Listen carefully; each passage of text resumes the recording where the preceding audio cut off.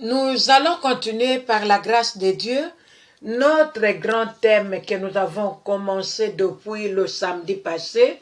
Nous disons la tricherie. La tricherie, tolobaki keza fraude.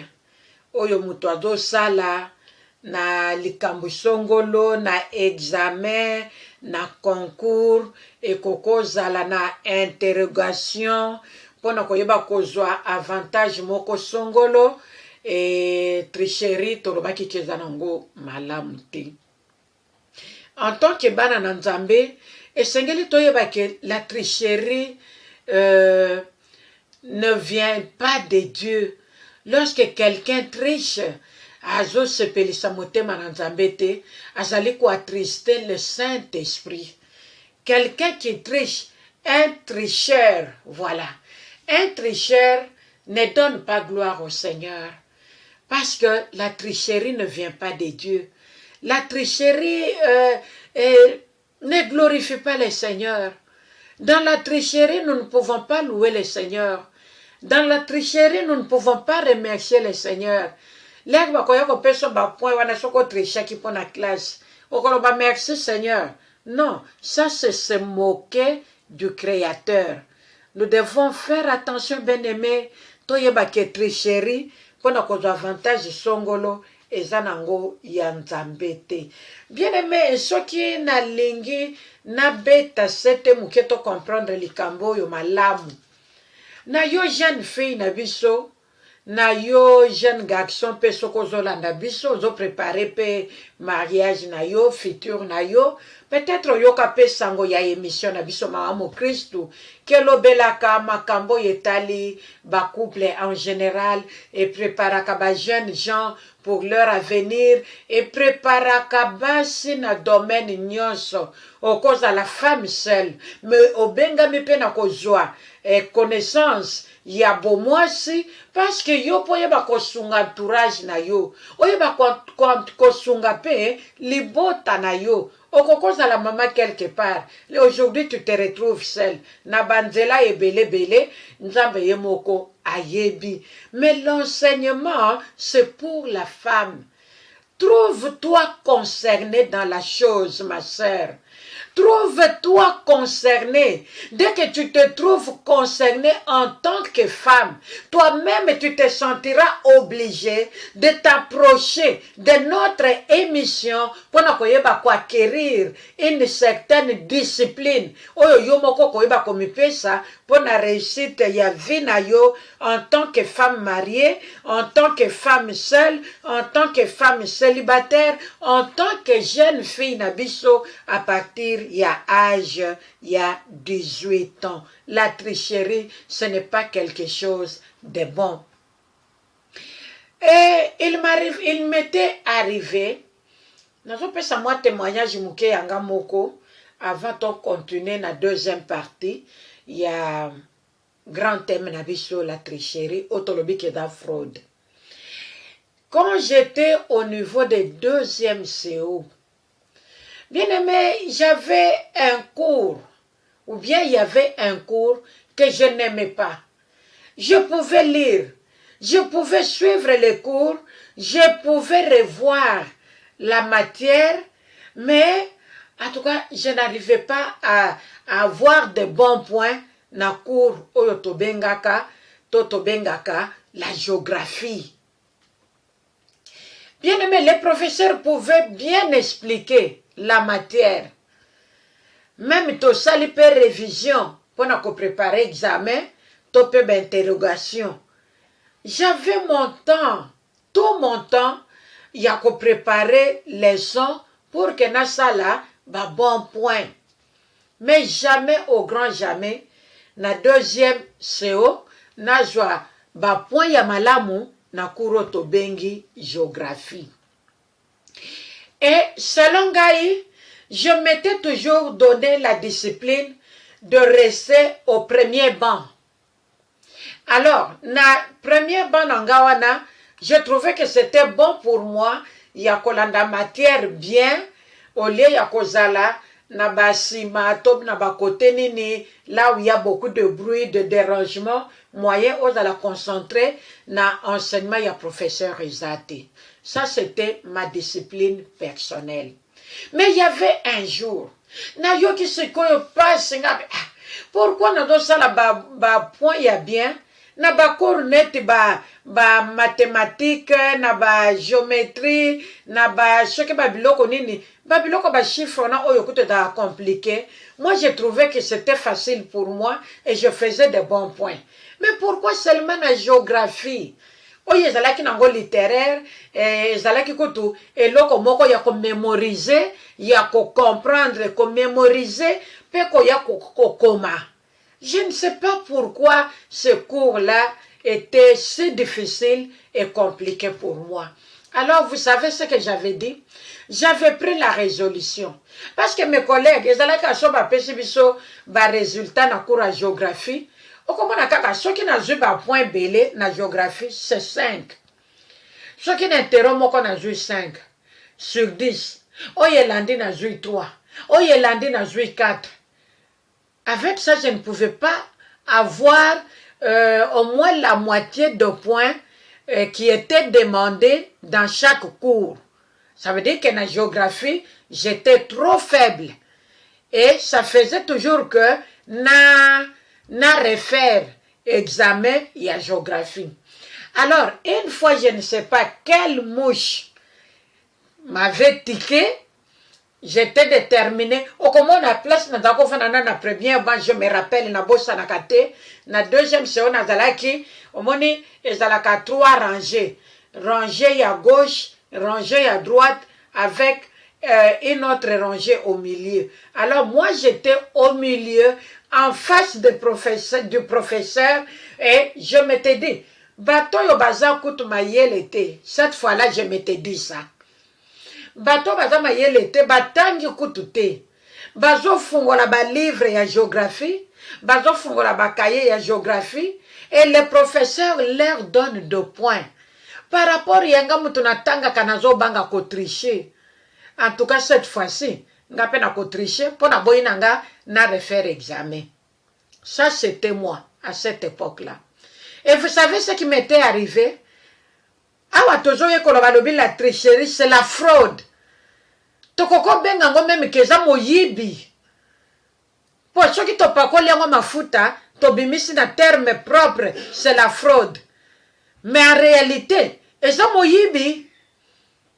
Lelo na bonzambe tokoloba keza moyibi, c'est du vol. Quelqu'un qui triche, c'est quelqu'un qui vole. Oh non, la tricherie ko sala nangwe loko te. Non, non. C'est du vol. Moyibi eza mabeli boso na nzambe.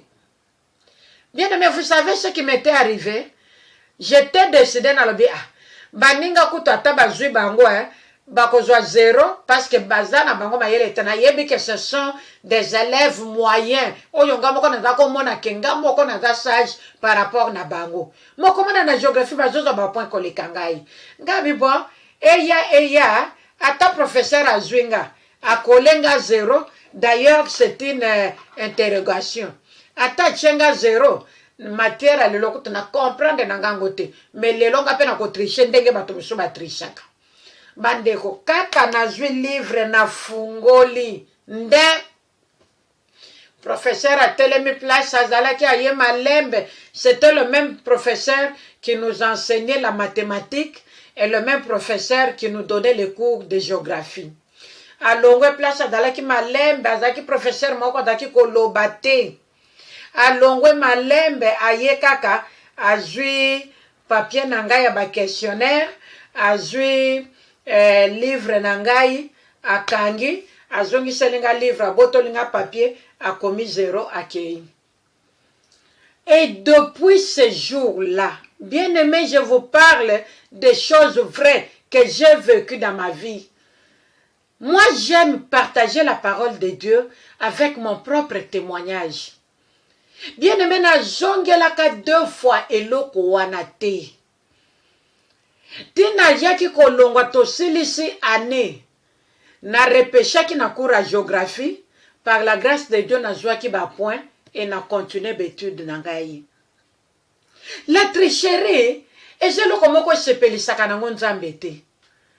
Soki nayebi ke naza nanga forte ne loko wana te, lokola nous parlons aux mamans, ou bien naza nanga forte, s'il y a aussi un papa qui nous suit, bien aimé, natia mabolongo na se aujourd'hui to maintenant que je connais le Seigneur, nanyokola motema nzambe te soki nzambe azalaka na motema, nanyokola nzambe na nga te. Nzambo ya sa sikola ngai, nzambo ya sa apasola ordonnance oyo ezalaki kokondane nga na kati ya tricherie, ordonnance oyo ezalaki kokondane nga na kati ya fraude, ordonnance oyo ezalaki kokondane nga na kati ya vol, oyo ezalaki kokondane nga na kati ya mensonge. Vous savez la tricherie aussi, quelqu'un peut tricher na nzela ya koloba du mensonge. Nan loba mensonge pour que nga na bénéficier de loko wana. Tu as triché ma sœur. Parce que ce que tu as dit n'a pas glorifié le Seigneur.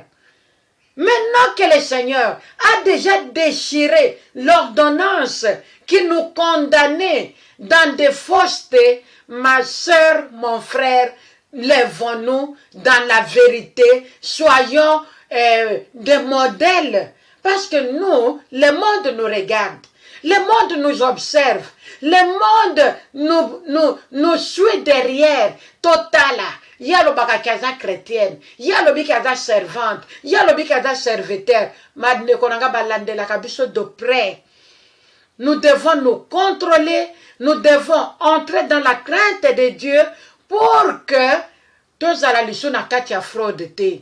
Même dans le moindre détail de nos vies, nous devons faire trop attention.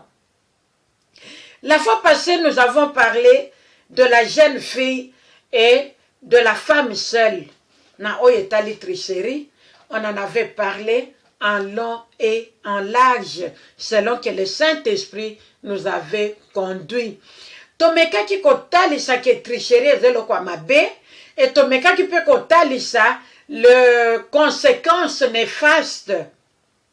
Ya likambo oyo na kati na bomo ya jeune fille, to pe na kati na bomo ya femme seule.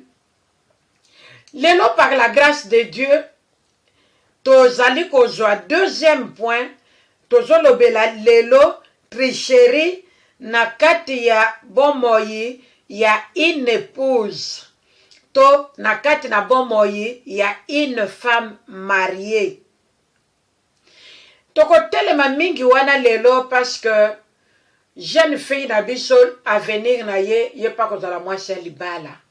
Femme seule na biso soki azana na âge ya ko se remarier, peut-être akutanaki divorce nzambe azolinga séparation na nzela ya kufa ya moko ya conjoint.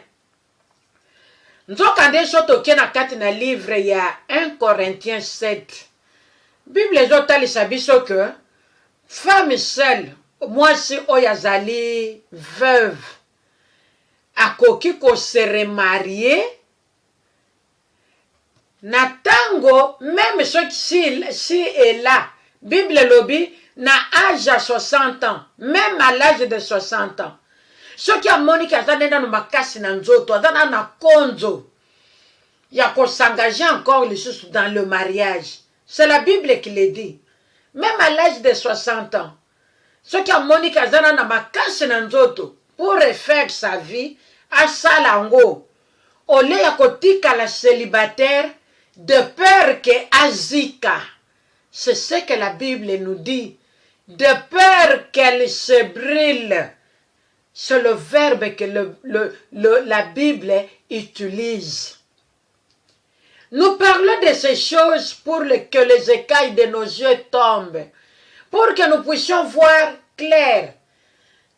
Peut-être ngai en tant que moi si, na perdu mon bal nanga, quand j'avais 15 ans, quand j'avais 30 ans, je voulais dire, quand j'avais une vingtaine d'années, quand j'avais une maman parle, na ye moko na modèle wana nzokande lokola zana no elenge lokola zana nena makasi nena nzoto akoki ko refaire encore sa vie. Bible lobi même à 60 ans soki amoni kokoka olie azika malamu afaire vie na ye arefaire vie na ye na kindumba te na lolenge ya yaka tovanda te mais abala asa nini abala. C'est pourquoi nous devons parler de ces choses pour qu'une maman comprenne et se décide pour son avenir. Voilà, bien aimé. Toza lelo tokotelema na kati ya likambo oyo na mwasi oyo azali na libala.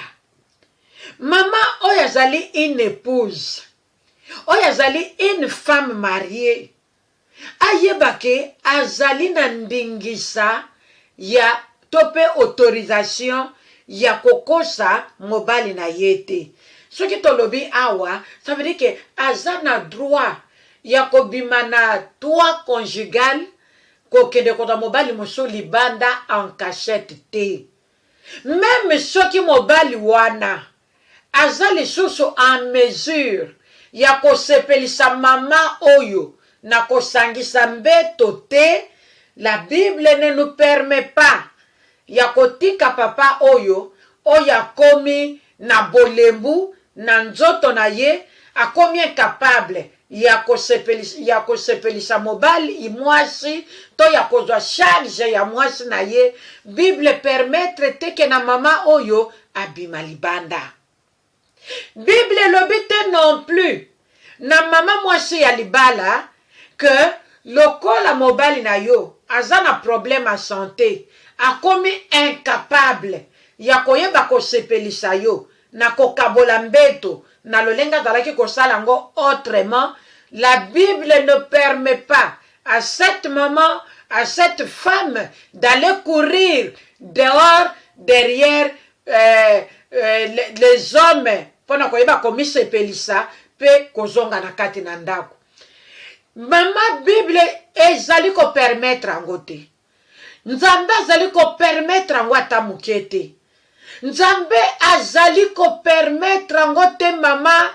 Nzambe azobeta clairon na kati na vie ya mama moko, na kati na ndeko ya mama na bomo ya mama moko. Pona koyebiso que nous devons faire attention lorsque nous nous engageons dans les liens du mariage.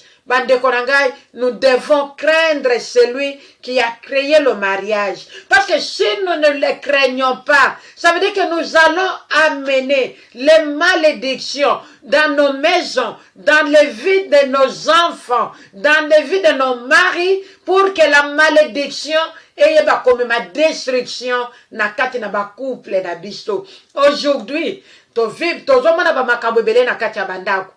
Moi sabotibana. Un couple va botibana. Babadi fina bango malamu. Alléluia, amen. La joie du Seigneur. Tozomona loboko antambe kosala. Bana bazo tanga malamu. Bana bazo na ba santé kitoko. Papa na maman. Épanouissement plus. Ba promotion na musala pamba. Et tozomona ke évolution na bango ezali malamu. Mais depuis kaka situation. Songole kota na kati andako.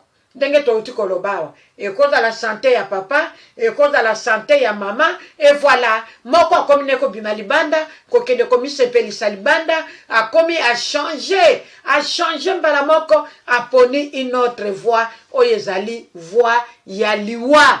Liwa ya mokuse bande konanga, olali osituki, omimoni okomi na monde mususu, sanko laka mwasi, sanko laka bana, sanko laka ni mobali.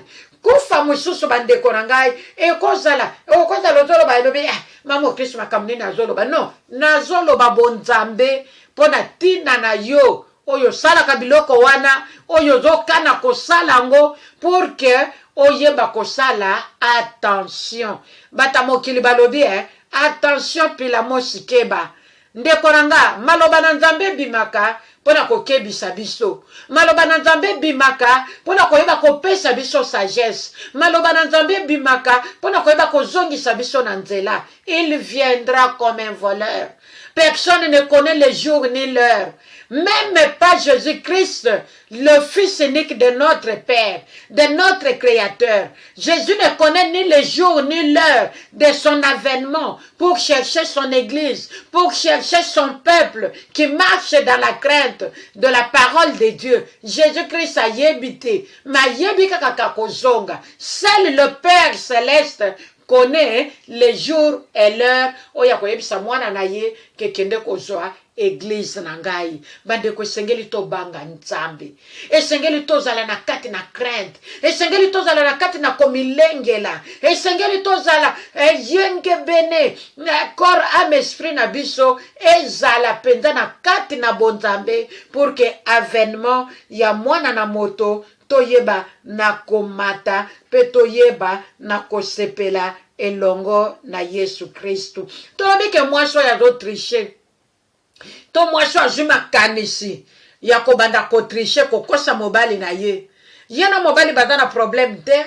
Baza bien, basololaka, vraiment baza bien. Harmonie eza malamu. Mais mwaso na motema na ye. Asi a froda. À cause ya pensée mauvaise oyo avandisi na kati ya motema na ye mpona kolobaka eza na mokolo moko. J'avais mon petit ami kino lelo tozalaka na en contact. Quand j'étais avec lui, en tout cas, ce n'était pas comme ça. Ce n'était pas pareil avec le père de mes enfants. Non, akovanda nekimia, menga na kokenda koyeba na ye te, kuna na kokanga zemi te, kuna na kosala soki nini te. Maman, c'est aussi la fraude. Tango sokamati makanisi mabe, olongoli bonzambe, mokamati makanisi ya moyini, ya ennemi de notre père. Opesango place na kati na bomo inayo. Ça veut dire que tu as déjà fait du mal. Tu as déjà offensé le Saint-Esprit en toi. Moyen à agir les choses atikali statut. Parce qu'il nous a promis à être avec nous jusqu'à la fin des temps. Il ne sortira plus. Il ne sortira plus dans ton corps.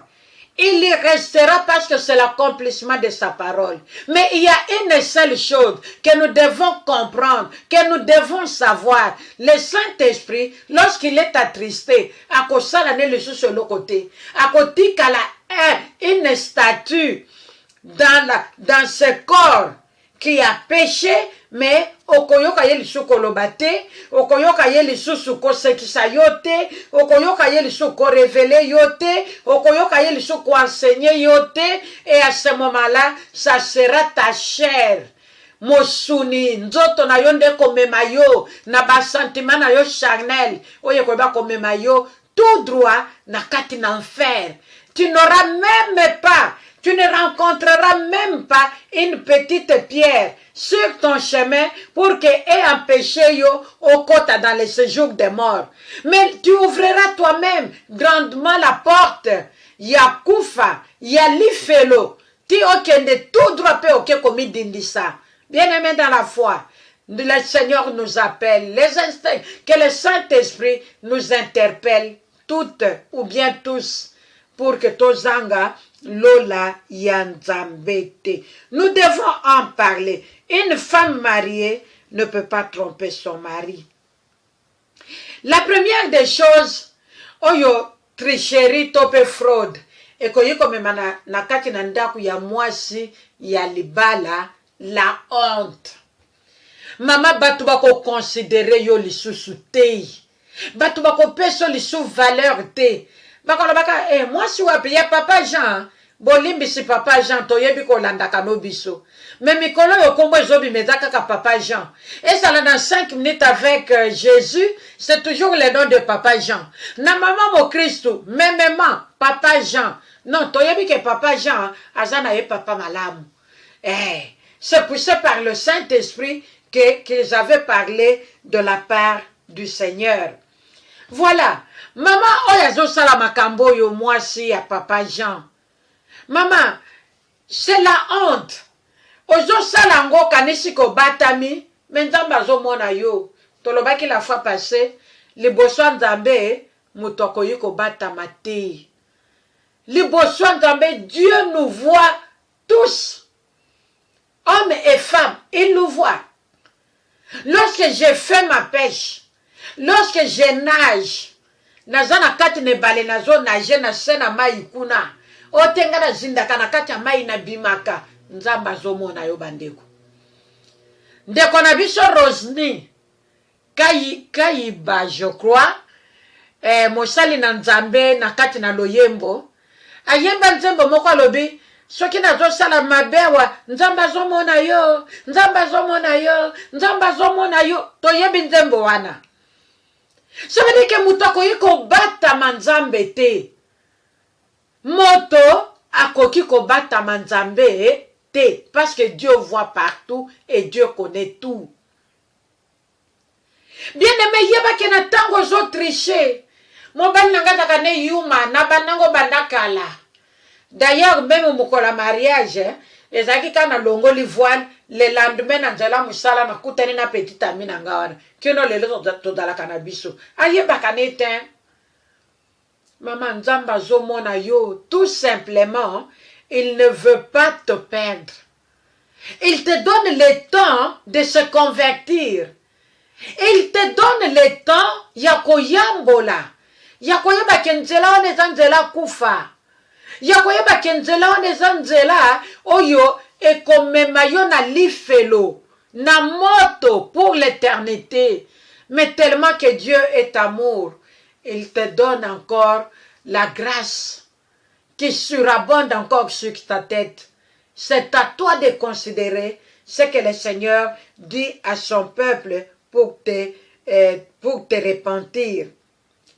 Les déshonneurs, et koyeba kolata yo. Ato lati eloko wana ndenge yo lingaka no ba biloko marque wana nzamba pambola yo, ce n'est pas mauvais. Ndengo somba kano ba biloko marque. Ndengo salela kano biloko ya ba étiquette, ce n'est pas mauvais. Nyonso nzamba kele za pona biso bana na ye pe batu na ye. Mais maman latango pona gloire à nzambe. Denda nango pona lokumu à nzambe. Mais ko denda nango pona okende kokwesa mibali ya bato na nzela te. Yo mwasa libala, même yo femme seule, même jeune fille, kolata biloko kitoko pona okende kokwesa nango ba mibali ya bato te. Eza nango malamu te parce que le Seigneur nous demandera le sang de tous ces hommes-là. Oyo yo kweisaka balanda yo batika basi na bango na ndako. Nzamba kotangelo makila ya bana mibali wana nyonso. Bien aimé, netango mwesa libala zako déconner, déshonneur et kolata yo, muta ko pesa lisu respect kozala te. Muta ko considérer lisu mobali na yo papa Jean akozala te. Un mari de bien, un papa de bien, ma cause bizaleli na yo, bato bako négliger papa wana. Il y aura même pas les gens, quelqu'un de courage qui viendra voir ses papas pour na koyebisa que moi c'est na yo atrishaka. Parce que papa na ko banga. So na koyebisa papa Jean, akobenga na moi so na libala e makambo koyebana e kozala likola moto na ngai. Mama, nzambe oya kimia, nzambe oya bolingo, nzambe oya lingi yo pa linginga, oya kolingaka biso pour la vie. Nous parle na nzela ya Saint-Esprit, na nzela ya radio Pain du Soir, pour que tozonga bato.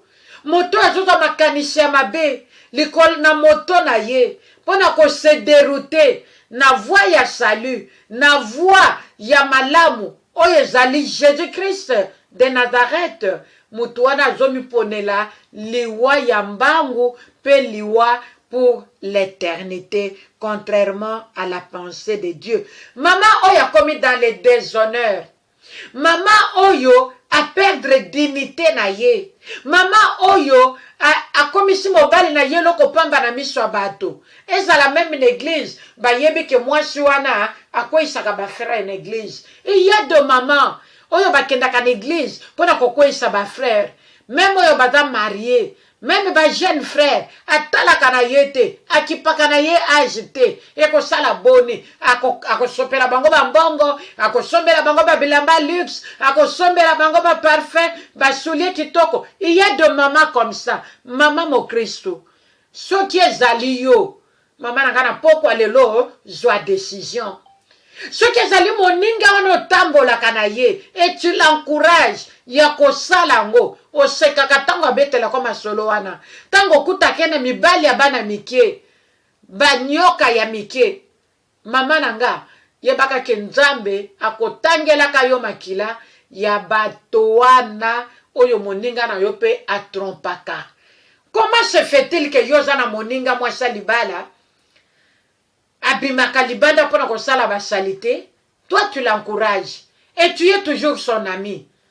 Entre-temps, le bon Dieu nous dit fuyons la mauvaise compagnie. Totika baninga ya mabe, tokangama na ba oya malamu. Mais oya mabe to sa nini, to se séparer na bango. Mais oya mabe warande yo tingamaka. Les oiseaux du même plumage. À force ya kotingamaka na moninga modèle wana, tu finiras aussi par tricher, tu finiras aussi par tromper ton mari. Bien-aimé dans la foi, la femme, une épouse, la femme mariée ne peut pas, n'a pas l'autorisation de sortir, de sauter les barrières. Oyeza liboso na ye, pona kolobake, il ne peut plus mener une vie contraire à la pensée de Dieu. Moi, soyo, akoyeba ko déshonorer même ses propres enfants. Quel que soit leurs âges, quelle que soit leur nature, quelle que soit leur fonction, qu'ils sont dans le monde. Maman yako yoki sabana na ye soni. Makobanda ko seka bana na ye. Ezala ya basi, ezala ya mibali. Maman yako seki sabana na ye. Batu ba considérer libota wana te. Batu ba ko banga même libota na pona ko kende ko bala bana basi ya famille wana. À cause ya bizaleli ya mama. Yangwana bana no mama totala. Oza déjà na bana basi na âge ya kobala. Et de belles filles. De bana basi ya bien, batangi, bazana misala na bango, bazana ba permis de conduire, vraiment respectable dans la société. Mais ma bala mona. Ata moko ya mwana no abalite. Mama tala gauche, tala droite.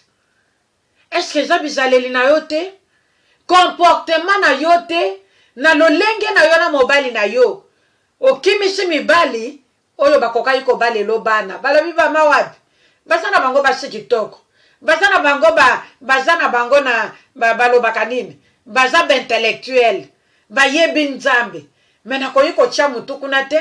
Bizalele mama na bango. Ye pa memaka Bible. Daya to bonde la ke église moko. Mais modèle nyoko la papa wana bakoya ko sala ngai ndenge mama la bango sala ka papa na bango. Mama la tricherie. Na présence ya mama ya mobali no mela ka bière te. Mais na tango kuta na kana baninga wana obendaka. O mela kana cigarette. Avant comme anandako o tie shingom na munoko poso la cigarette longwa. Mama la tricherie. Eza na ngwelo kwa malamu te. Tricherie ezo boma libota mama. Omelaka na yo whisky. Olobie, Bible lobie ngote. Ye balobi soki ya na kati ya Timote. Na ya Timote soki balobaka. Tikanga pena mela. Atamba la moko ko sanini. Omelengo pe liboso ka tokomeka. Na mino ye bomba na kuna na kati ebimi. Mama, la tricherie. Soko ko sala biloko wana. Sala ngo liboso mobali na yo. Mais arrête d'être hypocrite. Parce que le Seigneur te voit. Dieu n'aime pas les hypocrites. Dieu n'aime pas les jeux de cache-cache. Nzambo ya kopambolo ndenge nini akofungola bikuke ya mariage pona bana na yo na ndenge nini. Yako nzomona même bana no ya mibali. Ce n'est pas seulement les filles, tes filles qui sont condamnées, même tes garçons. Des beaux garçons, des belles hommes là, tu les regardes comme ça, le dit waouh, mobali ya malonga, mobali malam. Mais une fois qu'ils s'approchent, na mwasi, na fille église, na mwasi na musala, abala ye, okomone esuki kaka na nzela. Pona nini, yo mama na bango so kotisi malédiction. Ya wana tango tozo bonde la, tozo autorité na mauvais esprit. Deux fois ce mauvais esprit, ce n'est pas deux fois, mais il se moque de nous. Netango yo moko kote ici, malédiction na kati andako. Et landi bana na yo. Pena tango ya prière au telemi. Na kombo na Yesu, nazo réclamer ma bala bana nanga, nazo réclamer ma bala bana nanga, nzambe bali selanga bana. Oh, ma yemo meli mona mabezo tala yo lobitala. Ye mututozana ye kote moko, siko ya zo benga na ngai. D'abord, ça veut dire quoi? D'abord, toi, commence d'abord à ranger avec ton Créateur. Si tu t'engages dans la vie chrétienne, si tu t'engages dans la voie du salut avec notre Maître Jésus, au commandant que porte na yo, oye memaki malédiction, et ko kangama, paye bénédiction koya, sans que tu nous fournisses aucun effort, par la grâce de Dieu, c'est encore possible. Maman, nous parlons de la nouvelle, comment nous appelons ça? Nouveau départ. Nouveau départ, maman, c'est dans tout domaine de notre vie. Ne nous trompons pas. Si j'étais tricheuse, si ça se dit, tricheuse l'autre fois, qu'aujourd'hui je change mon identité par la grâce de Dieu. Litambo yomoko zoko kakoti kate. Ozokoka ko abandonner tricherie te, to fraude te. Maman, remets-toi entre le mains de ton Créateur. Misongi sana maboko na Nzambe. Loba Nzamba lola edengai. Oyeza nouveau départ. Que ça ne soit plus jamais ma nature personnelle. Parce que ma nature m'amène à la perdition. Ma nature m'amène à la mort. Je me cache devant mon mari, je me cache devant mes enfants, mais miso na yozo monanga Nzambe. Miso ngisana maboko na Nzambe mama. Un nouveau départ dans tout domaine de notre vie. Un nouveau départ, maman. Nous devons nous purifier. Nous devons nous sanctifier par le sang de Jésus-Christ.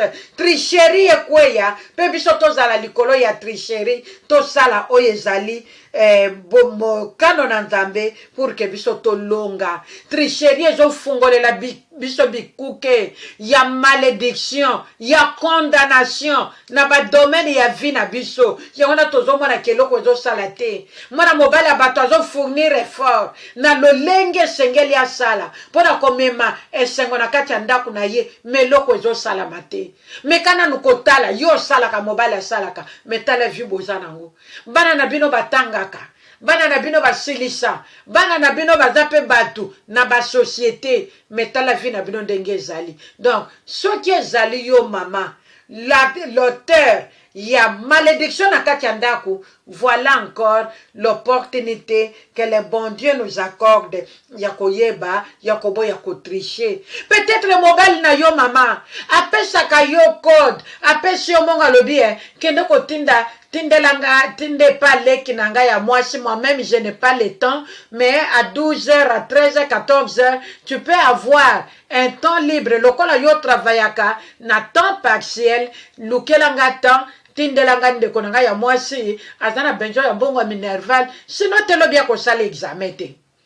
Hotel enveloppe papa pesi, 50 €. Olobi tcheleka.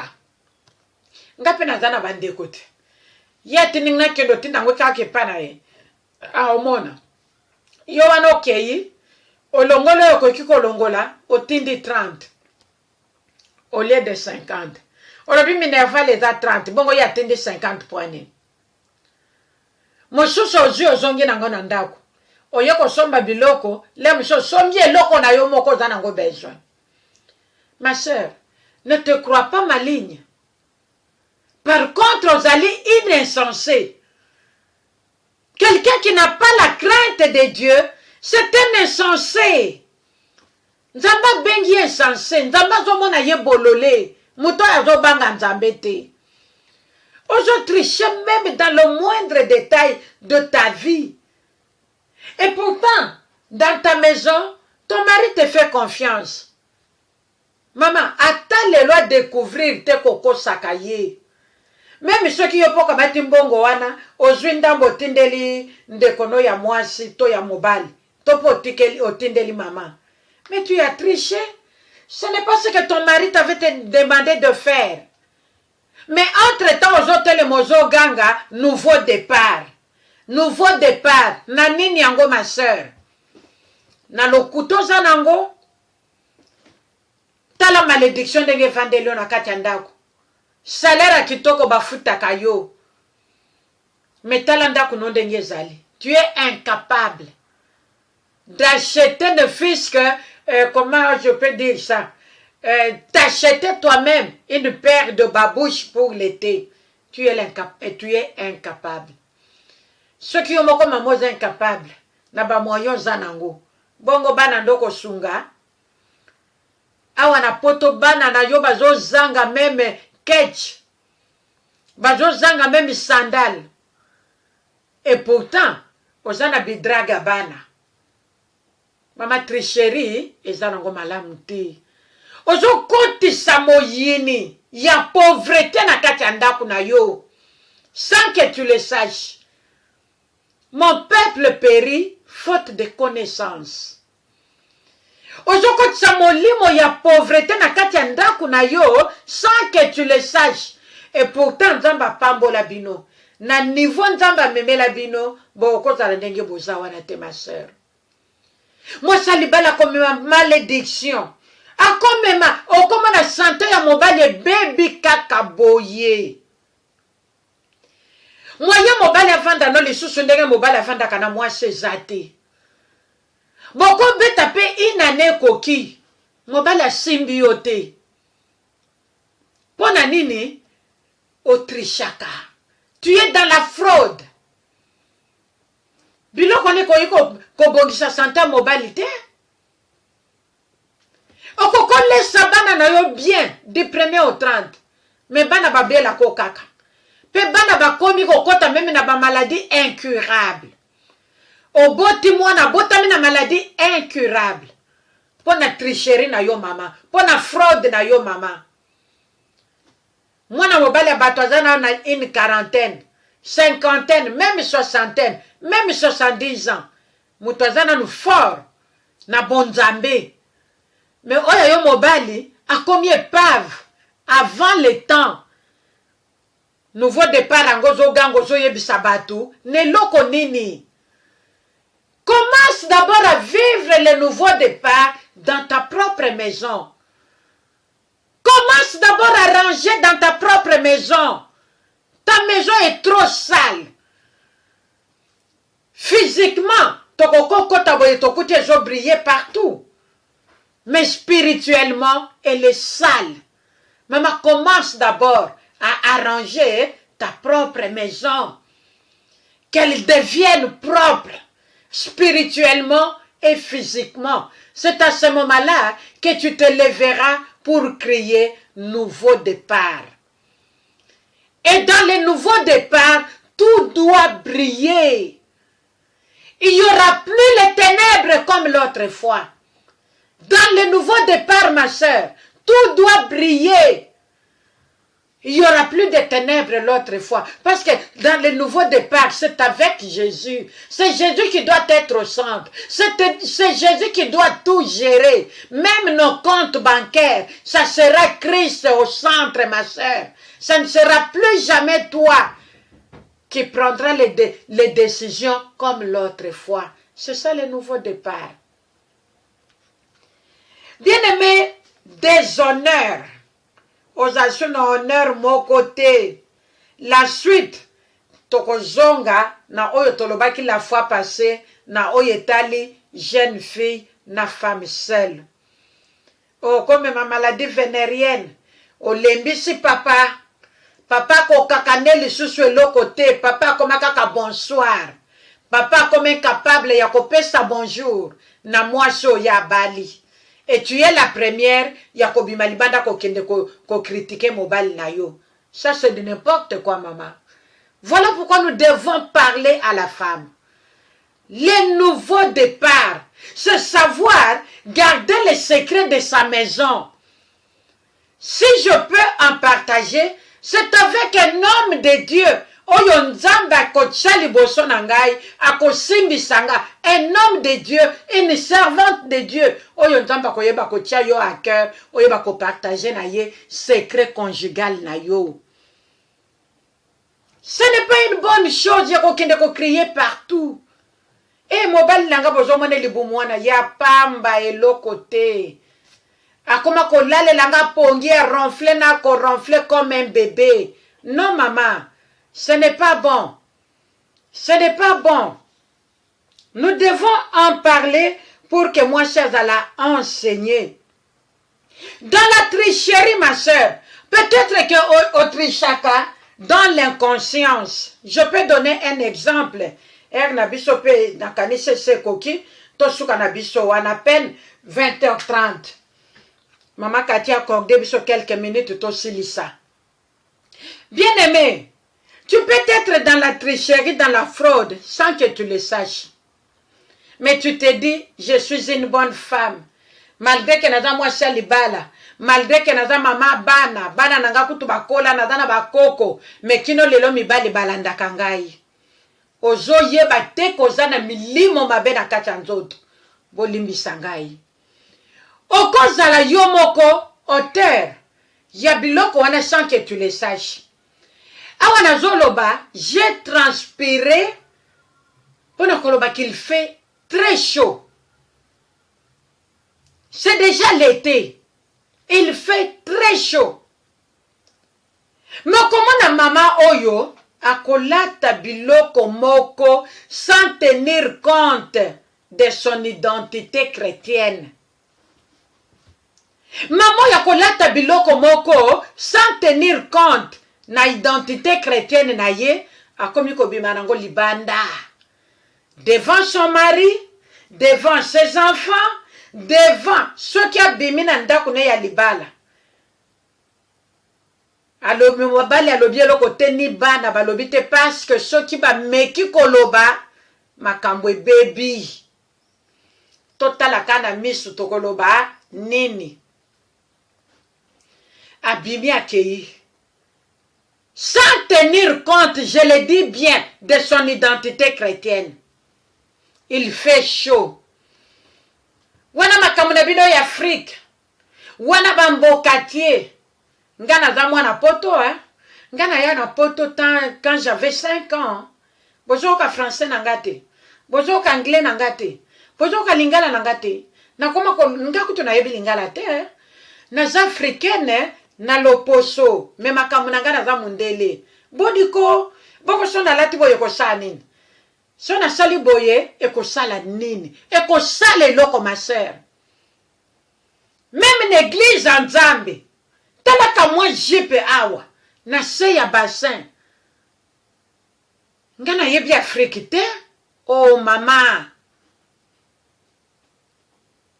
Poto komema yona lola ya Nzambe te. Ozolinga Autriche mindele. Par contre, Nzamba mebibiso na poto ya ko évangéliser, même mindele ba bongwa na ma sœur. Biso tozo bonde la ke mindele ba bongwa ma. Batika ba jipa mikie, batika ba kilota mikuse na se ya bassin. Mais yo africaine, oyo yena évangile, ya ton ya Saint-Esprit, pour que mindele ba bongwa na ba ye panta bena biso, yo komiko landa culture européenne, américaine, canadienne, ou que sais-je encore. C'est là où nous disons que peut-être, au salaka biloko sans que omiye ba yo zanani. Olingo tricher les mauvaises cultures. Maman, nous devons prendre aux Européens, oyeza malamu pour la gloire ya Nzambe. Oyeza mauvais, nous devons jeter au bas de la croix de Christ parce que nous, notre évangile, est Seigneur qu'on vende ça partout dans l'univers. Pour la comméma et les Européens, tout le monde à la conversion sans exception. Mais n'attends pas, c'est l'été. Et au salanine, et au salanangwe lokote, nzambatala kanaye libanda te, nzambatala kamotema. Mama natango libanda na yo, ezo kweisa. Ba ami ya Nzambe ezo mema bango tout droit à l'enfer. Yo zo telema pona comme ma justification. Maman, que le Saint-Esprit de Dieu nous apprenne à craindre celui qui n'a ni mère ni père. Oya bomaka nzoto na molimo. Poto yeba kozwa sagesse. To craindre Nzambe. Et ça n'a pas comme tout salaka sans nous rendre compte. Et toujours que de tricher les mauvaises cultures ya ba américain, ya ba chinois, ya ba coréen. Oyo esengeli biso toteya pour que bango bayepa na Nzambe. Tomona bango kobanda kolata bilamba ya taille normale pour la gloire à Nzambe. C'est ça notre objectif. Comme passage biblique tozo suka na biso na tozo répéter kaka tozalaki na Exode 20 verset 12 à 14, tozalaki pe tozali na Proverbe 22 verset 3, pe tozali na Proverbe 27 verset 12. Totangaki yango la fois passée pe tolimbolaki yango. Toyebi ke mama mo Kristu onote yo moko kozwa temps ya koremine émission na biso, partage na biso oyo tolobeli 2 semaines successives sur la tricherie. Yo trishaka wapi? Na mbongo mobali apesaka yo, yo trishaka wapi? Na mbongo a ménage oyo bo se meta d'accord na mobali ke yo geraka, yo trishaka wapi? Na mbongo a carburant, na mbongo ya kuede nango baboti na Afrique, tope ba famille na Afrique, yo moko yebi. Molimo santo atalisa moko na biso.